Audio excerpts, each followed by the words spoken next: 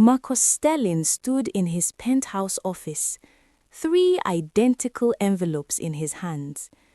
Valentine's Day was tomorrow, and he'd never felt more alone despite being surrounded by people who claimed to love him. His late wife, Elena, had whispered something to him before she died 3 years ago. True love doesn't take, Marcus. It gives invisibly. He hadn't understood then. Maybe he would now. Inside each envelope was a blank check and a note. Use this to show me what matters most to you. Happy Valentine's Eve. He gave the first to Vivienne, his fiancée, a stunning socialite he'd proposed to 6 months ago. She squealed, kissed his cheek, and immediately started texting. The second went to Sophia, his 21-year-old daughter home from Princeton. She hugged him absently, eyes already on her phone.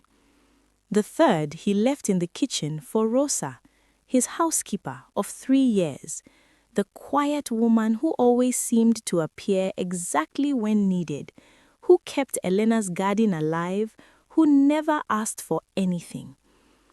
By evening, his private investigator sent the reports.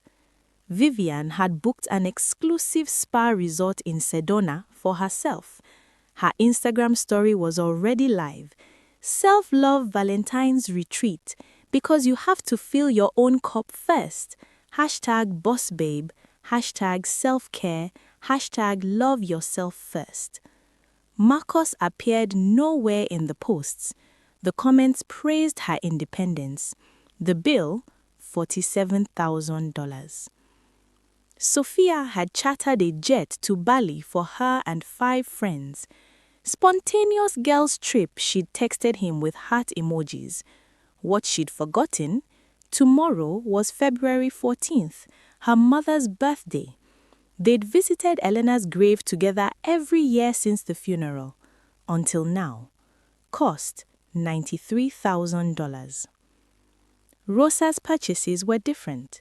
She'd paid $12,000 to convince the owners of Piccolo Angolo, the tiny Italian restaurant where Marcus and Elena had their first date, closed for 5 years, to reopen for 1 night. She'd spent the day cooking Elena's favorite meal herself, handmade pappardelle with wild boar ragu, the recipe she'd somehow known. She'd hung photographs of Marcus and Elena from their early years. She'd hired the same violinist who played at their wedding. The bill totaled $15,400, every penny spent on him. Marcus arrived at Piccolo Angolo at 7, his hands shaking. The restaurant glowed with candlelight exactly as it had 26 years ago. Rosa stood by the table in a simple black dress, nervous. How did you know? The recipe, the photos, the song. How did you know everything? Rosa's eyes filled with tears. Because I was there, Mr. Sterling. Elena and I grew up together in Naples. We were like sisters. When she got sick, she made me promise to watch over you and Sophia. So I applied for the housekeeping position after the funeral. I thought I could help you heal from the shadows. Marcus felt his world tilt. 3 years. You've been here 3 years and you never... Love isn't about what you can take, Rosa said softly, Elena's words in her voice. It's about what you're willing to give invisibly. She taught me that. I couldn't dishonor her memory by wanting more than to keep my promise. The next morning, Marcus ended things with Vivienne. She called him controlling and left in a fury, the ring abandoned on the counter. Sophia came home to find her father waiting. When he asked about Bali, her face crumbled. Oh my God, Mom's birthday.